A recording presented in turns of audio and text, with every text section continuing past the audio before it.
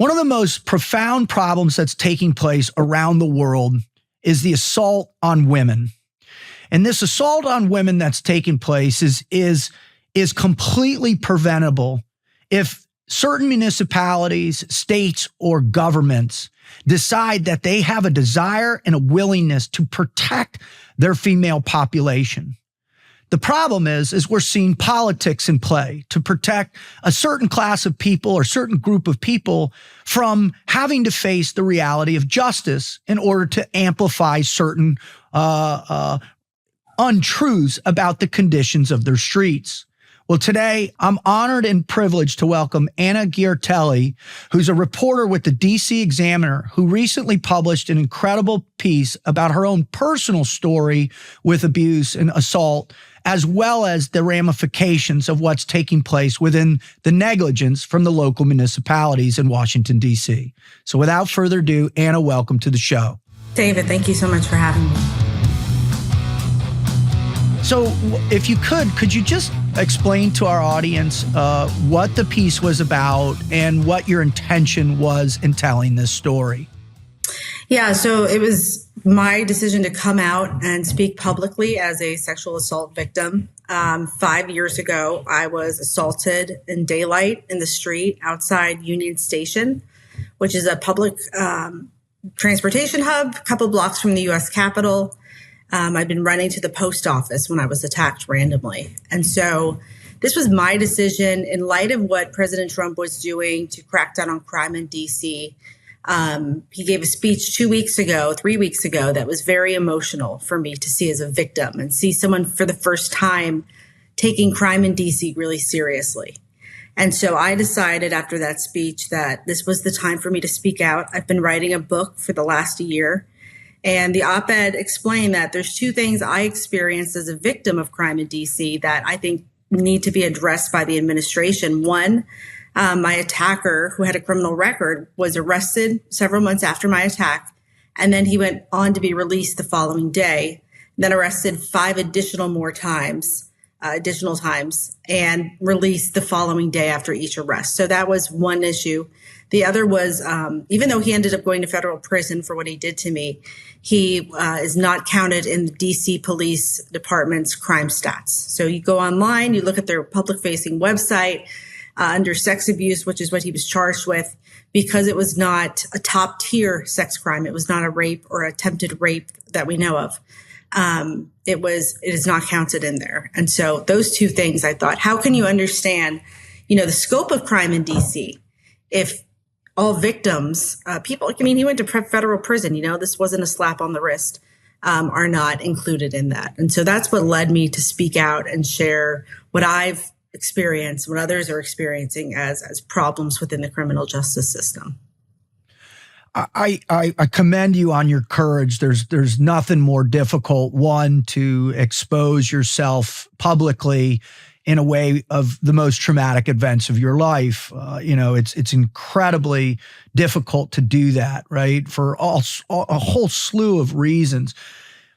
Can you just describe a little bit of the frustration that you felt over the years watching the system fail you? Because my favorite part in the article, not my favorite, I'm sorry, I shouldn't. No, you're good. You're good. But the part that really just jumped out at me was that the DC justice system was so fixated on prosecuting January 6 offenders to the tune of at one point it was 1,800 people, that they didn't have time to prosecute, and a majority of those were misdemeanor offenses of entering a building or disrupting a government, whatever. But here you have a felony offense against you, and they couldn't do it. They couldn't get this guy off the street. And then the other one that was shocking to me is they actually told you we're doing it because our prison systems or our confinement systems are overcrowded. Can you just describe a little bit of that emotional battle you went through processing the neglect that the Justice Department was supposed to give you? Yeah, and I think part of the reason I didn't speak out for years was I didn't understand how bad what happened to me was.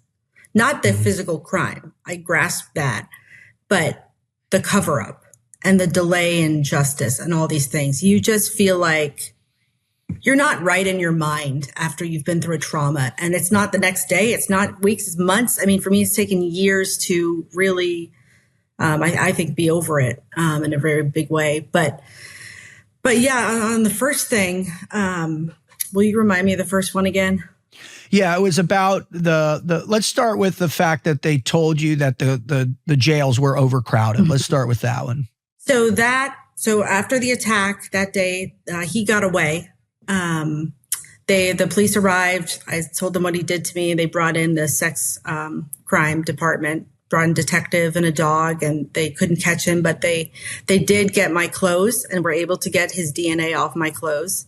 And so they determined 2 months later, it takes a while to get DNA evidence back, that he was a match. They had his DNA in the system, so he'd previously been arrested in D.C. And so it was about a month after that, they let me know, we've arrested him. He lives pretty close to your apartment building on 2nd Street Northeast, and he's homeless. He lives in a tunnel. And the judge decided to let him go the following day. And so, yeah, that was, like I said, you're not in your right mind. This is a couple months after the attack. So this is, I had moved out of state at that point temporarily. I'd gone to see my parents. I was trying to work. So when people see like, oh, but you were working a little bit, I was drugged up. Absolutely. Trying to stay normal. Also going through a global crisis that in DC felt a little apocalyptic. Of course it did. I mean, I had so many friends from church who wanted to come around me and help, but people in DC would not come outside and see you. So despite what I've been through, so I left, and it just, hearing what happened with him being released, it just was like, well, I'm not going back to DC tomorrow or next week. They're not holding him. So it was just like, I'll stay here for a few months out of state. And then, when I get strong enough, go back to DC and face that. Can you, in the story, you talk about a construction worker that came to your aid. Can you talk a little bit about that guy and that experience and the effect? Like, are you still in contact with him? Or are you, just talk a little bit about him? Yeah. So I actually haven't talked to him since the day after the attack. His name was Donnie. And during the attack, I was screaming at the top of my lungs. The man who attacked me was also screaming at the top of his lungs. I don't know why. He was screaming, they're trying to kill me. Mm-hmm. So I think between the two of us, obviously we got a lot of attention. People ran over and did respond. It took a little bit of time to sort of figure out what's happening here. But one of the first people who arrived was a construction worker. And the day after the attack, this attack happened a block from where I lived. The day after the attack, I walked that block to the construction site across the street where Donnie had run from. And I asked, there was a man working here yesterday holding a sign. He looked like this. He came over and helped me when I was being attacked. And they brought him over, and I got to thank him for that. And I know he was called before the grand jury to testify, but I didn't get to see him that day, a year and a half later. But I mean, it was other people who saved me. And I think of the situations you see where people try to help someone else getting attacked in public and they get prosecuted. And all the time. I thank God that this man, I would assume because I'm a woman, someone sees a woman being attacked, clobbered by this massive guy. They may not even see me because this guy was so big and just taking me down. But people came to help. And in this day and age, that might have been the difference between, a worser crime or maybe death. That's right. Yeah.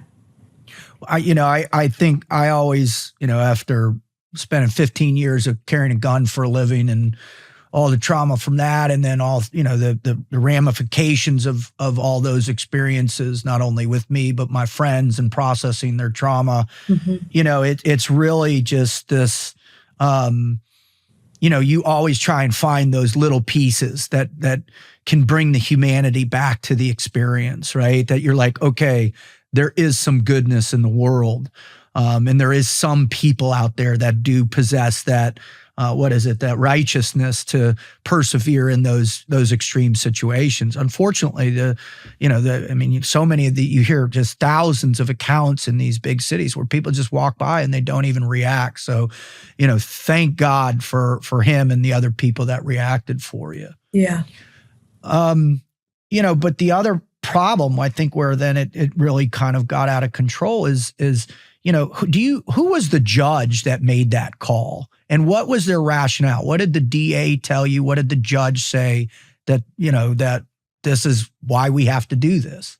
Yeah. So in DC, it's an interesting process because we don't have district attorneys or DAs. We have, if it's a felony, the feds are prosecuting it. So that was a really empowering thing to know that the U.S. Attorney's Office was going to bring my case.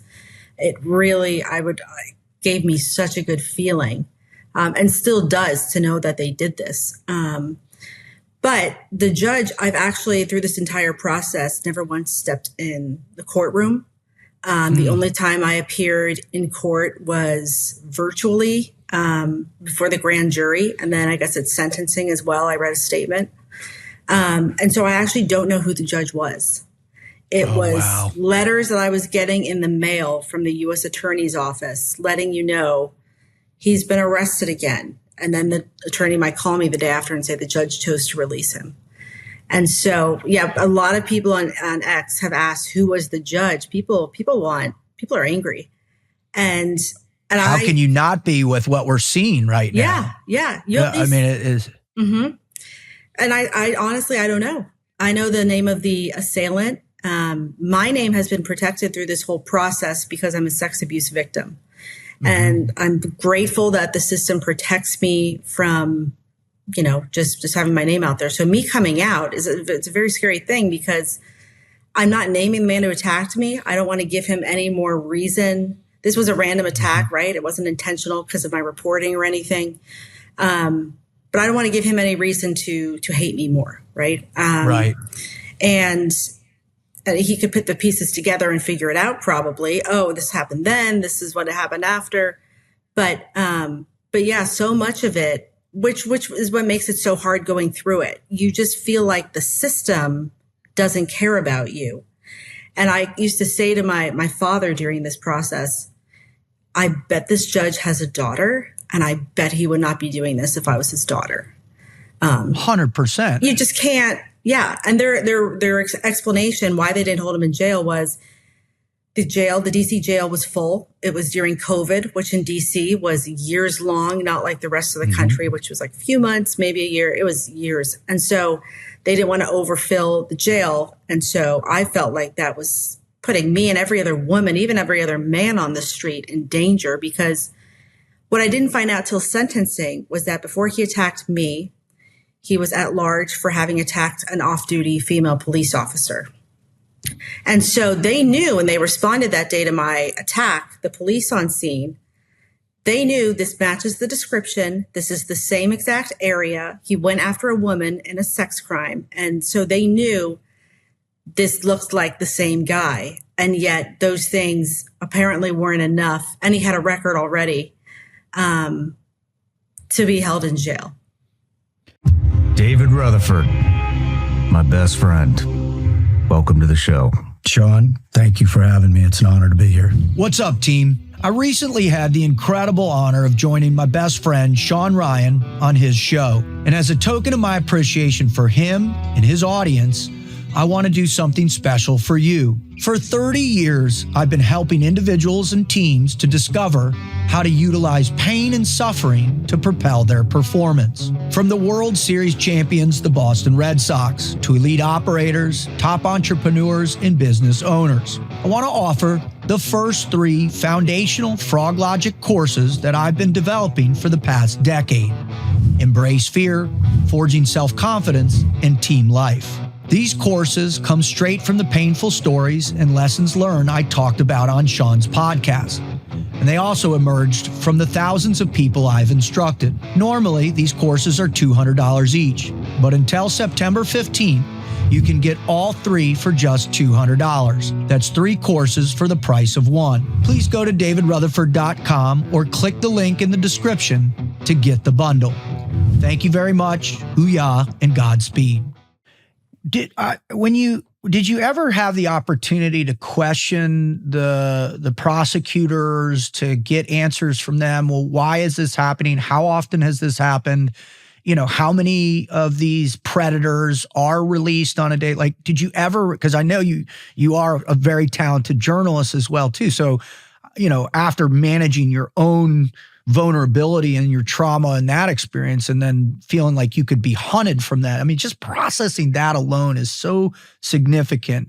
People can't fathom it unless you've been through it, right? Mm-hmm. But on the other side, you do have access to federal prosecutors who are carrying. Did you ever get the opportunity to inquiry on a deeper level of what actually is going on and why?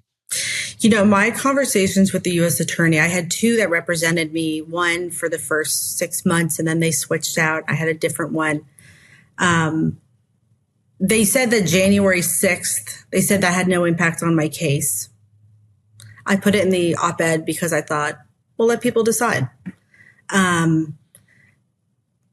I never really thought that big. I think I was so focused on, I must be the only one. Why is this happening? You don't know that you're a tree for the forest, right? You don't know that this is happening broadly, and that so many people are being released. And, I'd love to know. The only thing we really talked about and along those lines was, we're frustrated too. Or, this. And sometimes I even felt, I can't pinpoint exactly why, but I felt like, would they even be bringing this case if I hadn't stayed on them and because of my work as a national reporter? I mean, this wasn't a rape.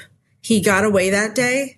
And so we don't have any proof that he had a weapon on him when he attacked me, although he was later arrested for carrying a machete near my apartment. So, that would have been an additional charge. We don't know if this was going to be an attempted homicide, attempted rape. So those charges also are irrelevant. And, you look at it and like you said at the beginning, you weren't raped. It's just a sex crime. It's not, the worst. And in the world's eyes, it's, you move on, you get over it. And I think sometimes even prosecutors and just the system can feel like, people almost forget I was also assaulted. This wasn't just a sexual assault. I was bound. I could not get away. So, Well, and you could actually prosecute for kidnapping. Once you're bound, that opens the door for that whole, restraint against your will that goes into a kidnapping charge. So, with a person that's dedicated towards, getting predators off the streets, you make that case work no matter what. Mm-hmm. Now, you do have to say, all right, they did get a conviction, but after how long? How long was the total time from when it started to where he was incarcerated? The crime occurred in April 2020, and then we were supposed to start moving toward trial at the end of 2020 in the fall, early winter.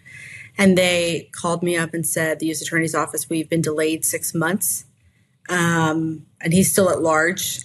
Their plan was to have police arrest him when we were getting ready to go to trial because they felt like they could find him. They knew where he lived on the street, which didn't do much for me. So then they said we've been delayed until after 6 months, so into the spring of 2021. We know what happened in early 2021, January 6th. The feds nationwide, but especially the District of Columbia, chose to prosecute. I think probably had the most cases as far as prosecutions. And so they got delayed until the end of 2021. And finally, that third start time, they said, okay, we're moving forward. We're going to take him into custody. He's being arrested 5 times during this period. He exposed himself, his genitals, to a staff member at the Supreme Court, was arrested. He violated the restraining order outside my apartment. And I applaud police for the officers on the ground actually arresting him, because that's like the least thing they need to be concerned about is violating a restraining order, right? Right. But 5 times, including the machete and 2 other offenses. And so they let him out every time. And they arrested him late 2021 and said, we're moving to trial. I went to D.C. in December 2021, testified before. I was living in Texas by then. I left D.C. and I flew into D.C. to testify for the grand jury. And I got there and I'm envisioning this, SVU grand jury, this real process. And they said, because you came in from out of state, we can't let you appear in the same room as the grand jury and the judge because it's a health risk. And so they put me in a room directly next to the grand jury. And I spoke into a camera and looked at actually there was no screen. I just spoke into the camera. So I didn't even see anybody and testified as to what happened to me. And then that day I went and flew home back to Texas. So the whole process, I don't feel like I've been through a legal process. It was a bizarre, and he ended up in January 2022. They said, okay, we're going to go for a plea deal. This is the U.S. Attorney's Office. And I felt like I didn't have a choice in that matter. Now, that was my decision to make. But I felt heavily pressured. Like, you don't want to go to trial. It's going to be unpleasant. It's going to take longer. We're just going to get him to sign a plea deal if we can. And it'll be a little short sentence, but we'll get this done quicker. And in my head, you don't want to fight a U.S. attorney. You're like, I don't know. You're telling me, you know the process. I don't know what I'm doing here. And so that's something that still, it bothers me, because he got sentenced in March 22. He was deemed competent and stable to go to prison. They do a whole testing before someone is officially sentenced. And he got about 2.5 years. This is when I found out the day of sentencing, for what he did to me, what he did to this off-duty female police officer, and then the 5 other crimes, which were lowered down to misdemeanors. So everything bundled up together nicely. And he's since been released from prison back onto the street in D.C. So I don't know if he's been arrested again. I don't know where he is. I told the U.S. Attorney's Office, please don't contact me again. I'm done. And yeah, that's where we're at today. But that's one of the reasons I can't, I'm not going to live my life based on him. But at the same time, I don't feel safe in D.C. Not just because of him, but all the other thousand ways that someone could hurt you. Oh. Yeah, you know the system now. So well, someone hurts me, they might not hold him. And he could live a block from me, and it doesn't matter. So that's right. And that's what's taken place. Now, the other facet of your phenomenal article was the reality of the statistics and the cover up of those statistics. So can you talk a little bit about how they hid this within their crime statistics reporting? Yeah. So I went back to work several weeks after the attack. Again, like I said, bound to just get back to regular life. And I'm a Homeland Security reporter. I cover the department. Typically, I'm covering Border Patrol, Customs, and ICE. During COVID, we pivoted a little bit more to crime and civil unrest, those things, which made my recovery a little more difficult. You're looking at how society feels like it's falling apart, and you have no human contact every day, and you live 6 floors up and hear sirens every day. So in May or June of 2020, shortly after the attack, I had actually, the backstory is I had moved from Upper Georgetown in D.C., great safe area, to next to Union Station. It was better for work. And before I moved, I looked at D.C.'s crime map because I'm used to working with the feds. I knew that the data would be there. And I based my move on, they used to have pins on the map for different crimes, and said, okay, this apartment building is better than this one 2 blocks away, than this one over here by Whole Foods, or this. And chose this building because it was one of the best locations just in a few blocks.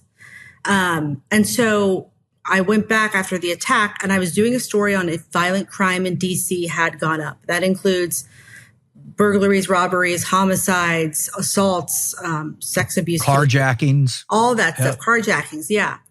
And I'm looking at the map and I thought, oh, I'm going to look at where the pin is for my attack because they showed just the month of April 2020. And I zoomed in on that area. It was 2nd Street Northeast and between like F and G. And there's no pin. And I was like, oh, they didn't put the pin up yet. What's wrong with these people, you know? So I look at my home address across the street, nothing there. I thought maybe they put it with my old home address in Georgetown. I'm looking over there, nothing.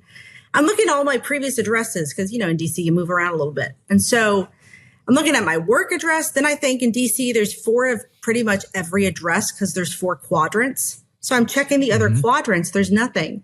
And I reached out to the police and I asked them, I'm a victim, but I'm also a reporter. I'm writing a story and I'm curious why my assault isn't on here. And they responded to me and said, we're only putting first-degree crimes, first-degree felonies on the map. And that set a tone for the next few years where I felt like what happened to me wasn't significant. Even though it brought me so much grief and changed my life, it was confusing to me why we were moving forward with pressing charges if this wasn't even going to be a pin on a map to say this happened. Really invalidating. And in a victim's recovery, I mean, the one thing you want to have is the police on your side. Acknowledgement. Yeah. That's right. That yes, your rights were violated. You were violated. We acknowledge that.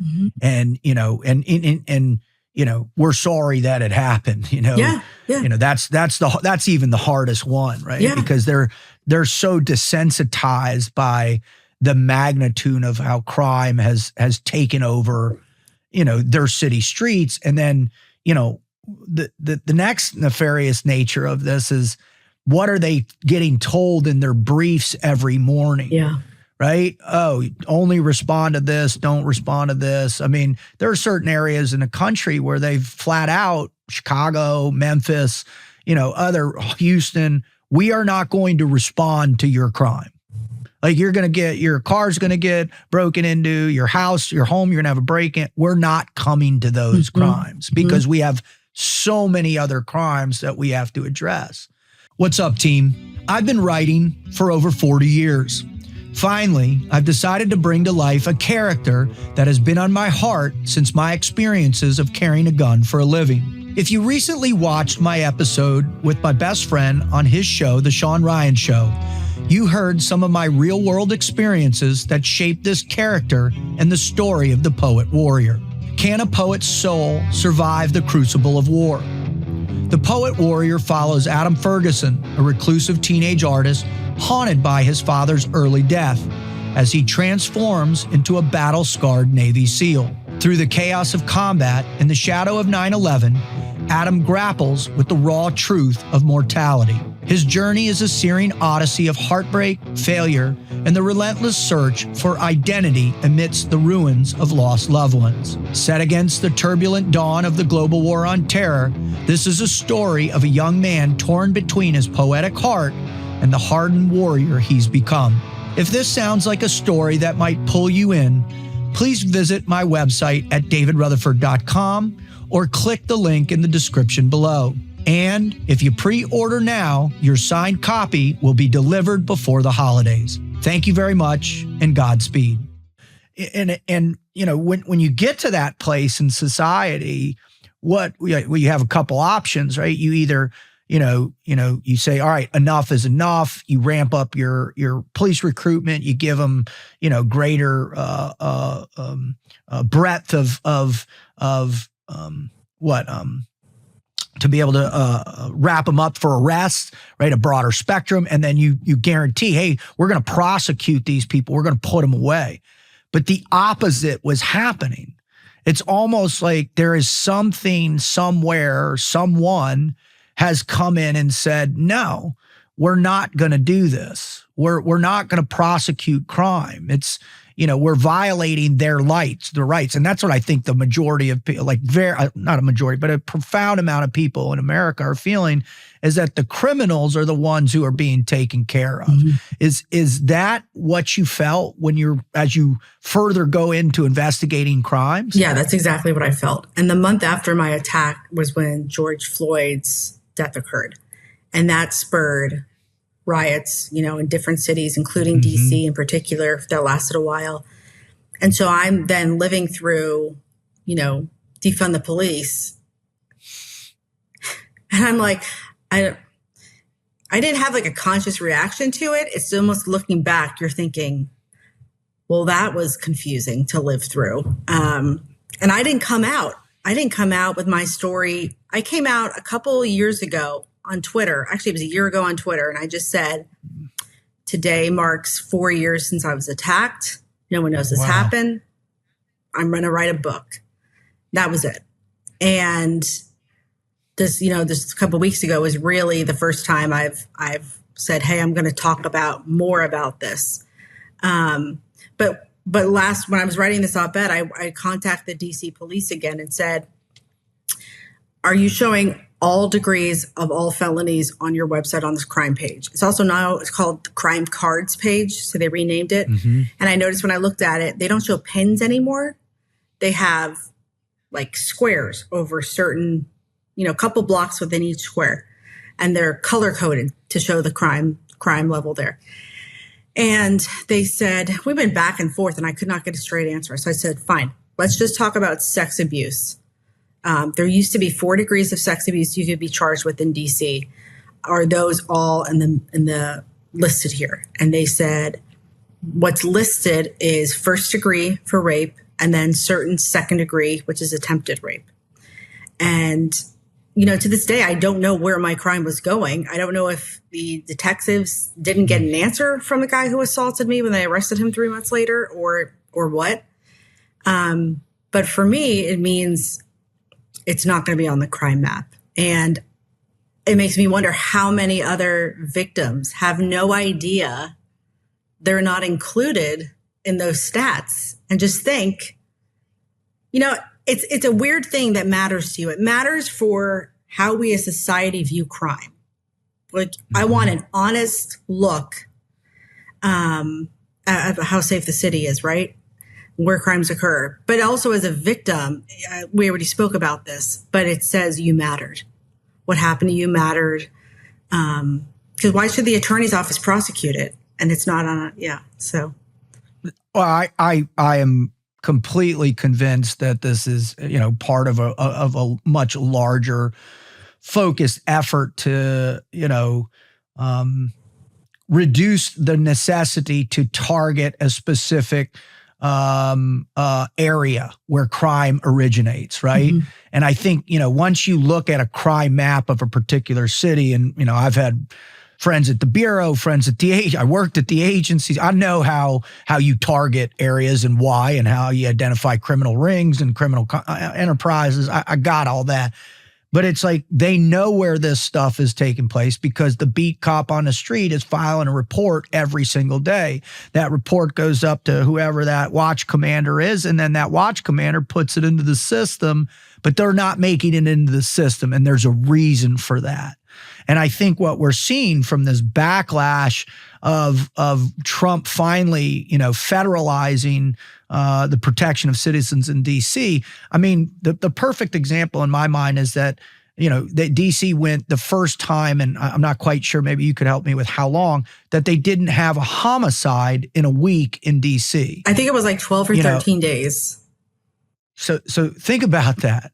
That's an insane reality to the state of things. And then you look at, for me, the one I was in Philadelphia crime statistics last spring, I think it was, I looked at, and there was, I don't know, it was something like 1,800 carjackings, right? And the average age of the carjacker was 13 to 15 years old.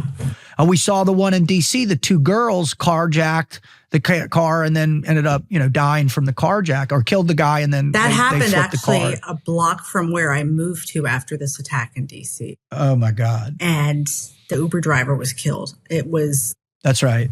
It was so close. It was right outside Nat Stadium. And it was like, geez, you just can't get away from crazy stuff always happening. Yeah. Well, that's the reality. I think when you look at the social fabric, I think of the country has shifted profoundly. And it's shifted because people feel unsafe, and they feel unsafe from the magnitude, I think, of corruption that our government has displayed over the last, X amount. I mean, depending upon where you like to originate the corruption level, whether it's John F. Kennedy's assassination or, it's even in the modern era of the Iraq war and afterwards, whether, it's corruption at a federal level, it's a state level, whatever. It seems like it's out of control. And the thing that is automatically affected by those levels of corruption is the civilian population, because crime just goes unchecked in those moments. And, I think this is indicative of a much larger thing that's going on around the world. I mean, if you look at the sexual assault statistics, rape statistics over in Europe, I just read a post on X that showed, it's like 5 years, 2019, it was something like, I think almost 8,000 rapes in England, and then it's like 68,000 sexual assaults now, or it's some astronomical advancement. And the reality is it seems like governments and municipalities are pulling back on the protection of its citizens. Do you feel the same thing, as you obviously, with your level of your investigated mind, I would imagine you're trying to discover, is this a construct of, the degradation of our civil society? Is it a degradation of policing, or what is it? So what are your thoughts on why is crime going unchecked as a whole, in particular against women? Yeah. At the top of my head, I think it's twofold. I think women just still aren't, and maybe some of it's unconscious bias, just aren't seen as enough. As sex crime, I'm trying to think of myself as a man in my head who it thinks, well, she probably enjoyed it. It was terrible. I'm trying to think, because I don't know. I mean, I don't know. When I was screaming, no, don't touch me, it means don't touch me anywhere. So I think part of it is just women just aren't viewed the same as men. And the sex crime is like a bizarre, it's almost unfortunate we have to say it's a sex crime. It's an assault, period. That's right. It's an assault Period. on a certain part of your body in a certain way, but you're being assaulted. And that was part of coming out. I was deciding whether to say sexual assault or assault, because I've seen the comments on X, what people say I shouldn't have been wearing or doing. I was in sweats with my hair in a bun. So I couldn't have looked worse that day, but I was targeted. And I think women and children are always going to be at the lower end, unfortunately, of the totem pole. I work on the border. I've been to the border on 60 occasions, particularly during the Biden administration when people were just flooding across. And what you can't know looking at someone coming across is this person being trafficked against their will? And so many people who pay to be smuggled they're under the impression, okay, I don't have this money, but I'll give you some of it. And then when I get to the final destination, I'll send you money every month. They never make it to their aunt in Chicago. They get taken to New Orleans, and they're working in God only knows what type of work. It could be a restaurant, a bodega, which that's the best case circumstance. Or it could be sex work or forced labor in another way. And they pay off that debt and then some, and pay for all their living expenses.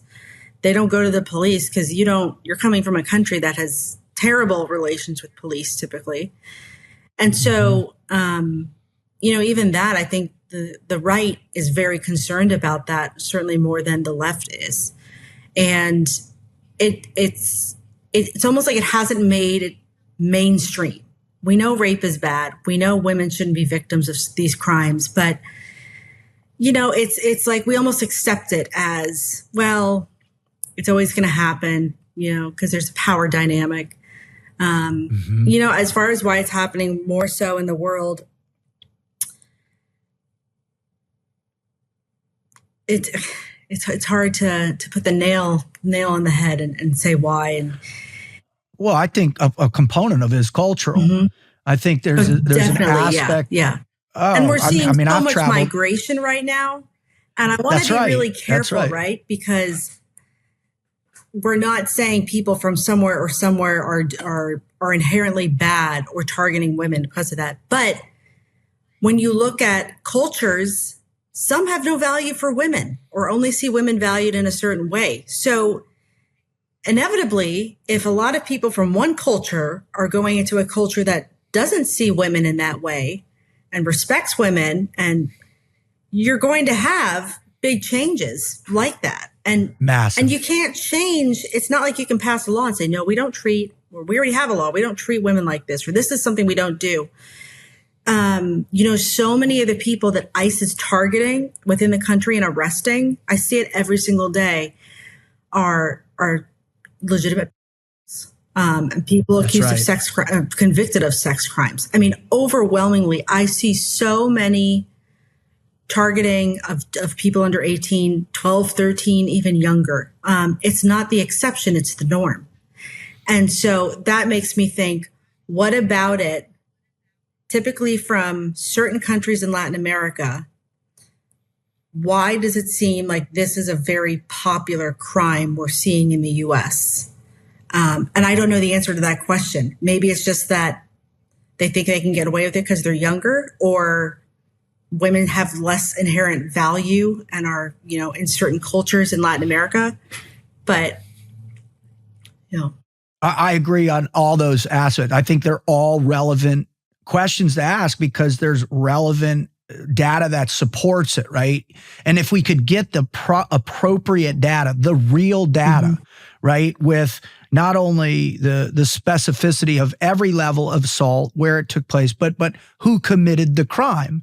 And, I think the overwhelming majority is repeat offenders that have had a life of crime, and in particular, sexual assault or criminals, right? And I think, those people, you're right, there's this idea that, how do we protect when there's so many going on right now?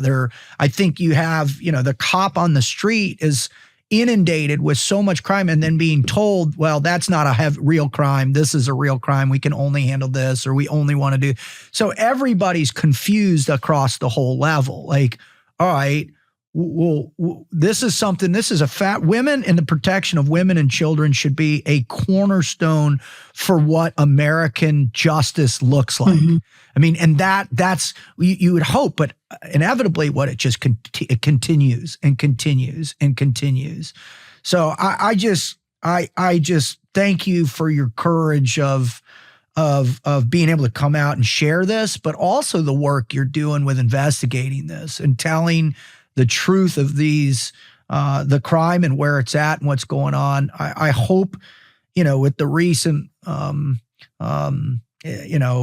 effort to, federalize a lot of these very dangerous cities around the country, you might give some semblance of, like, maybe it's changing a little bit and get some hope going in you. Because otherwise I know it just might be so difficult. I mean, as I said, before we came on, I have 4 teenage daughters. The scariest thing that I possibly could feel is them leaving my house and my protection. And even where I live in South Florida, my oldest says, I want to go down to Miami, which is one of the top human trafficking hubs of the world. And I'm like, who are you going with? Are you, she's not old enough to carry a concealed weapon yet. So it's like, well, how do we get her there? Here, do I give you mace? Here's a blade. Here's how you strike a blade. Here's how, but again, she's a child. And so being able to, live with that level of situational awareness and also try and be a child and have fun, man, it's like, you're caught in this conundrum of this social degradation that continues to happen. So, thank you so much, Anna. Where can people follow your work? When's the book going to come out, do you think? And just, how can people just really start paying attention and get behind what you're doing? Yeah, I'm talking with several publishers right now. Since this story went viral on X, it's fortunately brought a lot of attention and people want to share that story. So we're TBD on when that's going to come out. It could be a few months to a year. And the best way to find me is on X and on Instagram. It's Anna_Giaritelli. Anna, once again, just thank you so much for your courage. I'm sorry this happened to you. Man, if I'd been there that day, that dude would not have been going to jail. I promise you that. But I hope you keep, inspiring not only women, but everybody and bring awareness to what's going on. Thank you so much, David, for having me on and for amplifying the story and this issue. You're welcome. Thank you. God bless you. Thank you.